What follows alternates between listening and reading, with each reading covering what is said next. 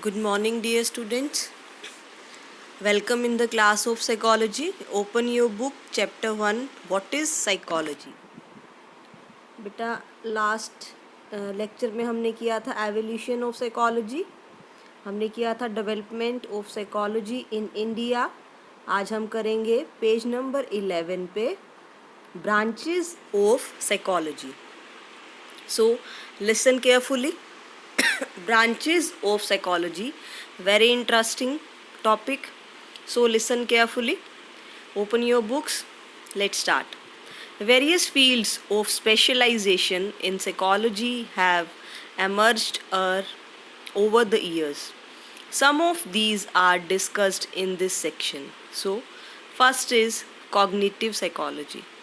Cognitive psychology है, specialised branch psychology की है, बायोलॉजिकल साइकोलॉजी है, डेवलपमेंटल साइकोलॉजी है, सोशल साइकोलॉजी है, cross cultural and cultural psychology, environmental psychology, health psychology, clinical and counselling psychology, industrial organisational psychology, educational psychology, school psychology, sports psychology, and other emerging branches of psychology like aviation psychology, space psychology, military psychology, forensic psychology, rural psychology, engineering psychology, managerial psychology, community psychology, psychology of women, and political psychology.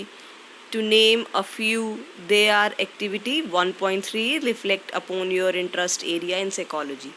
So इससे बेटा हमें clear हो रहा है कि psychologist कौन कौन से एरियाज़ में काम करते हैं, या साइकोलॉजी के बाद कौन कौन से फील्ड्स में हम जा सकते हैं एज अ प्रोफेशन, हम कौन से फील्ड को ऑप्ट कर सकते हैं, किस में हमारा इंटरेस्ट ज़्यादा क्रिएट हो रहा है.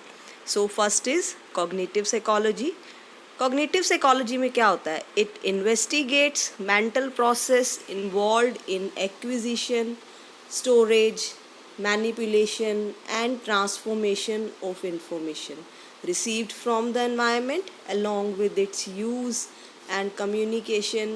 The major cognitive process are attention, perception, memory, reasoning, problem solving, decision making, and language. You will be you will be studying these topics later in this textbook. In order to study these cognitive process, psychologists conduct experiments in laboratory settings. Some of them also follow an ecological approach, an approach which focus on the environmental factors to study cognitive process in a natural setting.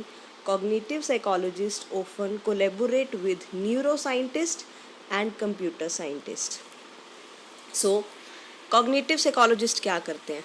Investigate करते हैं, manipulate करते हैं कि किस तरीके से कोई भी इंसान किसी भी इंफॉर्मेशन को कैसे एक्वायर कर रहा है. एक्विजिशन मीन्स एक्वायर करना. स्टोर कर रहा है, किस तरीके से मैनिपुलेट करता है, और फिर कैसे उसको ट्रांसफॉर्म करता है उस इंफॉर्मेशन को जो उसने रिसीव करी. और कोई भी इंफॉर्मेशन कहाँ से ली जाती है? हमारे एनवायरनमेंट से हम किसी भी इंफॉर्मेशन को लेते हैं. सो जैसे कि मैंने आपको पहले भी बताया था कि जो कॉग्निशन है हमारा, वो हमारा होता है मेंटल प्रोसेस, जिसमें होता है attention, perception, memory, reasoning, problem solving, decision making and language. इन सभी टॉपिक्स पे जो साइकोलॉजिस्ट हैं, जो साइंटिस्ट हैं, वो स्टडी करते हैं. लेबॉरेटरी सेटिंग्स में की जाती हैं ये, और इकोलॉजिकल अप्रोच का भी इसमें यूज़ किया जाता है. सेम एज एनवायरमेंटल फैक्टर्स पे फोकस किया जाता है, और ये नेचुरल सेटिंग्स में होते हैं. इसमें जो कॉग्निटिव साइकोलॉजिस्ट हैं वो न्यूरो साइंटिस्ट और कंप्यूटर साइंटिस्ट की भी हेल्प लेते हैं. Next is biological psychology. Biological psychology, biology से ही क्लियर हो रहा है कि इम्यून सिस्टम पे, नर्वस सिस्टम पे, है ना, उस पर फोकस किया जाता है. जैसे कि focus on the relationship between behaviour and the physical system including the brain and the rest of the nervous system, the immune system and the genetics. Biological psychologists often collaborate with neuroscientists, zoologists and anthropologists. zoologist आपको पता है क्या होते हैं, neuroscientist पता है, anthropologist होते हैं बेटा जो मनुष्य जाति का विज्ञान, मनुष्य जाति के बारे में स्टडी करते हैं, वो होते हैं anthropologist. So neuropsychology has emerged as a field of research where psychologists and neuroscientists are working together. Researchers are studying the role of neurotransmitters or chemical substances which are responsible for neural communication in different areas of the brain and therefore in associated mental functions. They do their research on people with normal functioning brain as well as on people with damaged brain by following advanced technologies like EEG, PET and MRI etc. about which you will study later. कहते जो biological psychologist होते हैं वो एक behaviour को focus करने के लिए, समझने के लिए, फिज़िकल सिस्टम को अंडरस्टैंड करने के लिए जेनेटिक्स, जीन्स पे स्टडी करते हैं, इम्यून सिस्टम पे स्टडी करते हैं, ह्यूमन के नर्वस सिस्टम की स्टडी करते हैं. तो इसमें वो किन के साथ कोलैबोरेट करते हैं, न्यूरोसाइंटिस्ट के साथ, जूलॉजिस्ट के साथ एंड एंथ्रोपोलॉजिस्ट के साथ. न्यूरोसाइकोलॉजी में क्या किया जाता है, न्यूरोसाइकोलॉजी में न्यूरोट्रांसमीटर्स की स्टडी की जाती है, केमिकल सब्सटेंसेस जो हमारे ब्रेन में कई तरह के केमिकल्स जो हैं सेक्रेट्स हो रहे हैं, किसकी क्या फंक्शनिंग है, किसकी फंक्शनिंग जब प्रॉब्लम हो जाती है तो उससे कौन सी साइकोलॉजिकल इलनेस हो जाती है, साइकोलॉजिकल डिसऑर्डर होता है, इस चीज़ की स्टडी की जाती है. ये नॉर्मल लोगों पे भी एज वेल एज जिनको कोई प्रॉब्लम होती है, न्यूरल प्रॉब्लम होती है, उन पे भी स्टडी की जाती है. Next is developmental psychology. Developmental psychology, it studies the physical, social and psychological changes that occur at different ages and stages over a lifespan from conception to old age.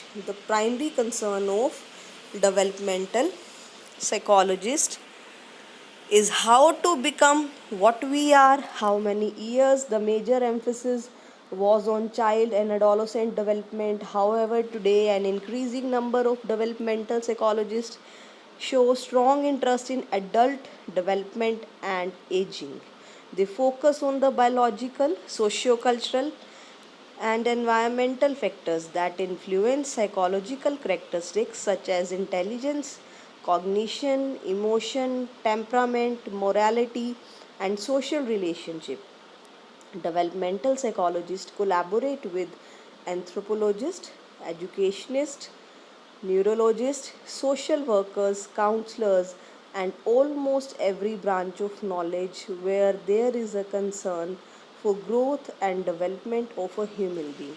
जो developmental psychologist होते हैं वो human development पे focus करते हैं कि किस तरीके से कंसेप्शन के टाइम से लेके ओल्ड एज तक क्या क्या उनकी बॉडी में चेंजेस आते हैं, क्या क्या बिहेवियर में चेंजेस आते हैं. तो इस चीज़ पे ज़्यादा फोकस किया गया है. तो आजकल बहुत से साइकोलॉजिस्ट डेवलपमेंटल साइकोलॉजी में जा रहे हैं. तो डेवलपमेंटल साइकोलॉजी में जाने के बाद मेन फोकस उनका रहता है एडोलसेंट एज का, क्योंकि एडोलसेंट एज से लेके जो हमारी ओल्ड एज होती है उसमें बहुत ज़्यादा चेंजेस आते हैं हमारे बिहेवियर में. सो जो एनवायरमेंटल फैक्टर्स हैं जो इन्फ्लुएंस करते हैं साइकोलॉजिकल कैरेक्टरिस्टिक्स को, वो क्या हैं, intelligence, cognition, emotion, temperament, morality and social relationship. So जो डेवलपमेंटल साइकोलॉजिस्ट हैं वो कोलैबोरेट करते हैं एंथ्रोपोलॉजिस्ट के साथ, एजुकेशनिस्ट के साथ, न्यूरोलॉजिस्ट के साथ, सोशल वर्कर्स के साथ, काउंसलर्स के साथ and almost every branch of knowledge where there is a concern of growth and development of a human being. Next is social psychology. It explores how people are affected by their social environments, how people think about and influence others. Social psychologists are interested in such topics as attitudes, conformity, and obedience to authority. Interpersonal attraction, helpful behavior, prejudice, aggression, social motivation, intergroup relation and so on.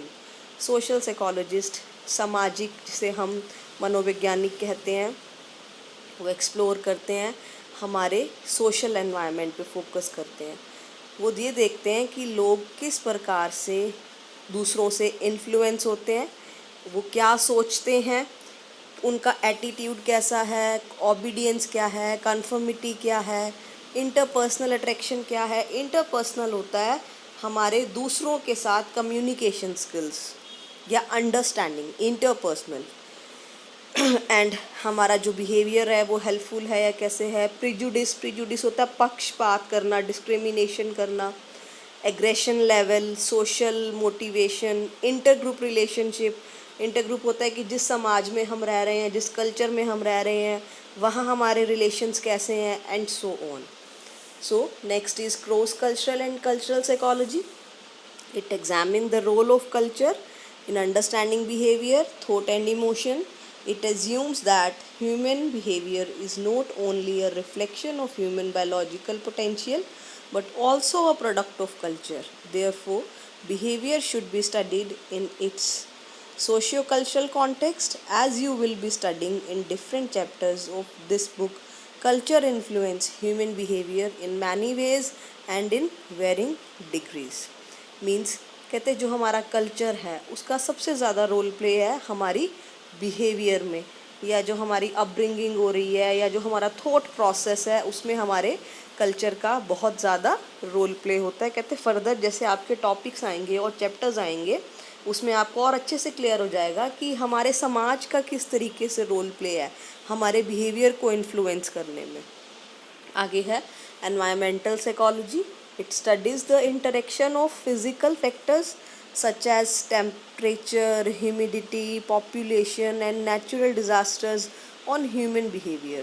The influence of physical arrangement of the workplace on health, the emotional state, and interpersonal relation are also investigated.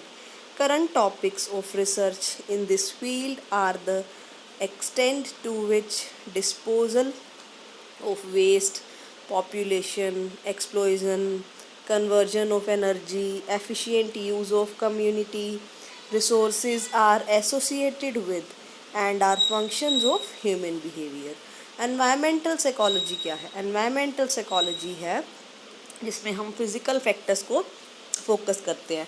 Like जिस area में हम रह रहे हैं वहाँ ज़्यादा गर्मी है, ज़्यादा ठंड है, पॉपुलेशन कितनी है, नेचुरल डिज़ास्टर्स, जैसे हम देखते हैं कहीं सुनामी आ गया या कहीं पे किसी भी रीज़न से कोई भी अर्थक्वेक आया, तो उस रीज़न से जो हमारा बिहेवियर अफेक्ट होता है।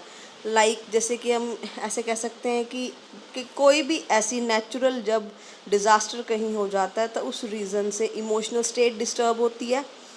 कोई क्लोज वन अगर हमारे किसी की डेथ हो जाती है तब भी हम बहुत ज़्यादा डिस्टर्ब हो जाते हैं। तो एनवायरमेंटल साइकोलॉजिस्ट इन्हीं चीज़ों पे फोकस करते हैं, स्टडी करते हैं कि ह्यूमन का जो एनवायरनमेंट है वो जहाँ पे रह रहा है उसका कैसा इम्पेक्ट है।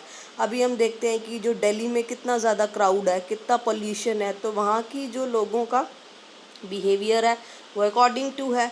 अब हम पीसफुल प्लेस पे आ जाएं, हम कहीं हिली एरियाज़ पे आ जाएं, जो वहाँ के लोग हैं, वहाँ का लोगों का जो एनवायरनमेंट है वो बहुत पीसफुल है, तो इसका इम्पेक्ट भी हमारे बिहेवियर पे आता। Next is health psychology.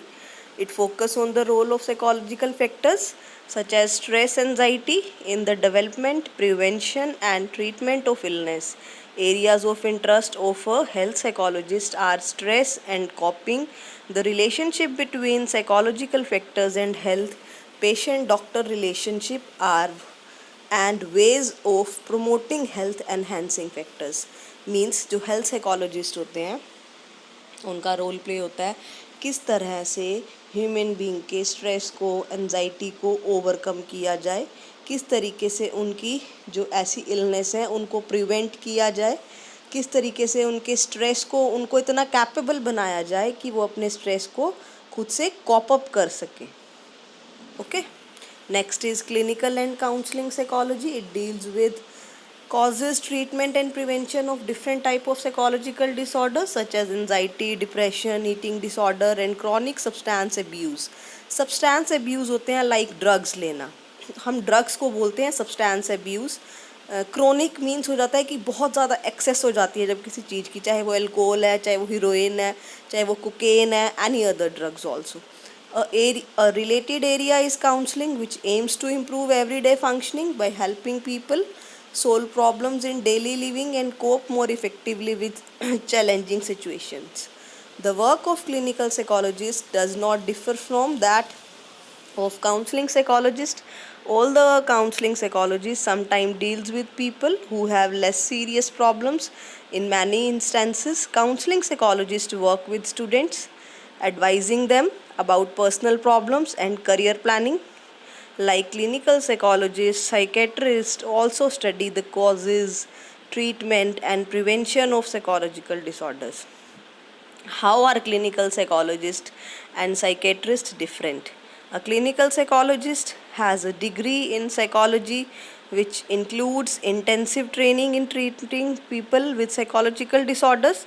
In contrast, a psychiatrist has a medical degree with years of specialized training in the treatment of psychological disorders.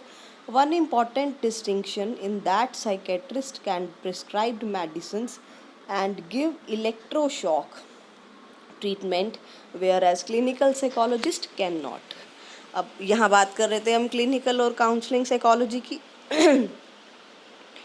Clinical psychologist and counselling psychologist. Clinical psychologist और counselling psychologist specialised होते हैं psychology की field में.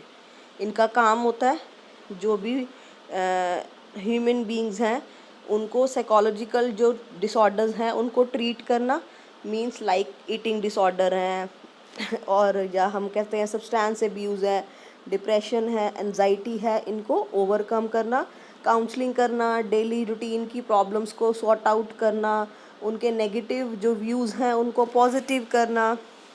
Same as psychiatrist और जो clinical psychologist है वो different होते हैं. कैसे होते हैं? अब जो साइकेट्रिस्ट है बेटा वो MBBS डिग्री से बनते हैं. जो साइकेट्रिस्ट होते हैं जिन्हें हम विशेषज्ञ कहते हैं, मनोविशेषज्ञ. ठीक है, मनोविशेषज्ञ जो होते हैं वो क्या होते हैं, उनकी जो डिग्री होती है वो होती है MBBS. जो उनकी स्पेशलाइजेशन है वो साइकेट्री में होती है. इसीलिए वो जो भी साइकोलॉजी के जो भी साइकोलॉजिकल डिसऑर्डर्स होते हैं उनको दवाइयाँ दे सकते हैं, मेडिकेशंस दे सकते हैं, उनको शॉक थेरेपी देते हैं. शॉक थेरेपी सुना होगा आपने. ठीक है, और ऑन द अदर हैंड जो क्लिनिकल साइकोलॉजिस्ट होते हैं वो मेडिसिन्स नहीं दे सकते as well as shock therapy नहीं दे सकते. जो साइकोलॉजिस्ट होते हैं क्लिनिकल साइकोलॉजिस्ट उनके पास MBBS की डिग्री नहीं होती है. वो एक सिंपल साइकोलॉजी में उनकी डिग्री होती है लाइक PhD हो गई या अदर डिप्लोमाज हो गए क्लिनिकल साइकोलॉजी के. ओके, नेक्स्ट है industrial and organisational psychology. It deals with workplace behavior, focusing on both the workers and the organization that employ them. Industrial organizational psychologists are concerned with training employees, improving work conditions, and developing criteria for selecting employees. For example, an organizational psychologist might recommend it that a company may adopt a new management structure that would increase communication between managers and staff. The background of industrial and organizational psychologists often include training in cognitive and social psychology. बेटा organisational और industrial psychologist जो होते हैं जिन्हें हम HRD कहते हैं वो HRD में काम करते हैं. Means human resource development. जो मल्टीनेशनल कंपनीज़ में काम करते हैं उनका काम होता है कि वहाँ का जो एम्प्लॉयज़ हैं या जो वहाँ के उनके बॉस हैं उनके बीच में अच्छा कोऑर्डिनेशन बनाना, एम्प्लॉयज़ की प्रॉब्लम्स को उनके आगे रखना, एक ऐसा एटमॉस्फेयर बनाना जो कि पॉजिटिव हो, स्ट्रेसफुल ना हो. या कभी कोई सिलेक्शन होती है एम्प्लॉयज़ की, वहाँ पे ये चीज़ देखना कि जिस एम्प्लॉय को जिस पोस्ट के लिए अपॉइंट किया जा रहा है वो उसके लिए कैपेबल भी है या नहीं है, उसमें वो क्वालिटी भी है या नहीं है. और जो उनका मैनेजर्स का और स्टाफ के बीच कम्युनिकेशन जो गैप है उसको दूर करना, ये सब काम होते हैं ऑर्गेनाइजेशनल साइकोलॉजिस्ट के, जिन्हें हम इंडस्ट्रियल साइकोलॉजिस्ट भी कह देते हैं। Next is educational psychology. Educational psychology, जैसे हम एजुकेशनल साइकोलॉजी देख रहे हैं कि studies how people of all ages learn. Educational psychologists primarily help develop instructional methods and materials used to train people in both educational and work settings. They are also concerned with research on issues of relevance for education, counseling, and learning problems. Means educational psychologist जो होते हैं वो क्या करते हैं कि जो बच्चों की, हम देखते हैं ना बच्चे थोड़े से एवरेज हैं, वीक हैं, कंसंट्रेशन नहीं है, तो वो उस चीज़ पे फोकस करते हैं, करियर काउंसलिंग्स करते हैं। अगर किसी बच्चे की लर्निंग अच्छी नहीं है तो क्यों नहीं है, उसके रीजंस फाइंड आउट करना और फिर उनको ओवरकम करना, या फिर रिसर्चेस करना कि जो काउंसलिंग साइकोलॉजिस्ट हैं कि लर्निंग प्रॉब्लम्स क्या क्या हैं, क्यों है, उनको कैसे ओवरकम किया जाए। Next is school psychology. It focus on designing programmes that promote intellectual, social and emotional development of children including those with special needs. They try to apply knowledge of psychology in a school settings. Means school psychologist होते हैं, उनका काम होता है कि बच्चों का जो इंटेलेक्चुअल लेवल है, सोशल और इमोशनल लेवल को डेवलप करना। ठीक है, कई बार हम देखते हैं कई बच्चे बहुत शाय नेचर के होते हैं, सोशल नहीं होते, इमोशनली स्ट्रांग नहीं होते, उनको मोटिवेट करना, उनको स्ट्रांग बनाना, ताकि वो लाइफ में कोई भी क्राइसिस अगर आते हैं उनको फेस कर सके और खुद इतना स्ट्रांग बन सके। Next is sports psychology, applies psychological principle to improve sports performance by enhancing their motivation. Sports psychology is a relatively new field but is gaining acceptance worldwide. Sports psychology होती है बेटा, जो साइकोलॉजिस्ट होते हैं वो sports psychologist होते हैं। वो काम करते हैं कि जो हम जो गेम खेलते हैं ना, जो स्पोर्ट्स में होते हैं, जो स्पोर्ट्स मैन होते हैं, उनको मोटिवेट करना।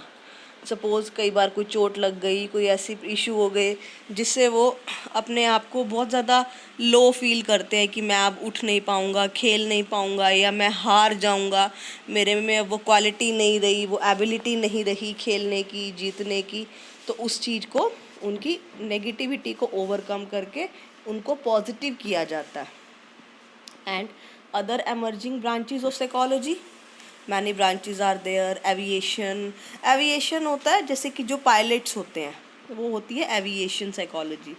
पायलट्स हो गए, स्पेस साइकोलॉजी हो गई, मिलिट्री साइकोलॉजी हो गई, फोरेंसिक हो गई, रूरल हो गई, मैनी आर देयर, है ना, अभी हमने डिस्कस भी किया था स्टार्टिंग में। तो इसके लिए एक एक्टिविटी है बेटा 1.3 कई सारे एरियाज़ दिए गए हैं इसमें। तो आपने इस एक्टिविटी को कैसे करना है, इसमें टोटल 11 इंटरेस्टिंग एरियाज़ दिए हुए हैं। जो आपका फेवरेट एरिया है, इसको रीड करने के बाद आपने सीक्वेंस में लिखना है कि फर्स्ट कौन सा है आपका, सेकंड कौन सा है, थर्ड कौन सा है। आप इसको अच्छे से रीड करोगे तो आपको ये क्लियर हो जाएगा। तो आज हम इतना ही करेंगे बेटा, इस टॉपिक को अच्छे से करिएगा। Very interesting topic and important topic. Okay, अगर इसमें कोई आपकी क्वेरीज़ हैं तो आप एनी टाइम मुझसे ले सकते हैं। With this, thank you and have a nice day.